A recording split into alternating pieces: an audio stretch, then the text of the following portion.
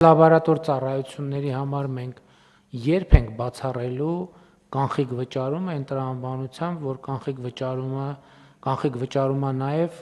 տերմինալների միջոցով վճարում, այսինքն տերմինալի միջոցով վճարումը անկանխիկ վճարում չի։ Անկանխիկ վճարումը կամ քարտով կամ հեռախոսի հավելվածով։ Մնացած բոլոր վճարումները մենք պետք է համարենք կանխիկ, որովհետև երբ որ մարդը վճարելիս փողի կպնում է թղթի,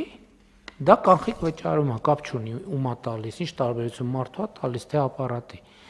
Էդ էլ ես ուզում եմ վերադառնանք, որովհետև երբ որ մենք այն ժամանակ անկանխիկի մասին մտածում էինք, հետո պարզվեց իրականացրել ենք, բայց մեր պետական մարմինները հասկացել են, որ օրինակ բանը տերմինալը բանը անկանխիկ է։ Անկանխիկն է, որ մարդը թղթի չի կպնում, այդ վճարեց, երբ որ բանի ինչ էր անունը դրա թղթադրամի կպնում է, ուրեմն այդ կանխիկ վճարում է։ Անկանխիկն է, որ կամ հավելվածից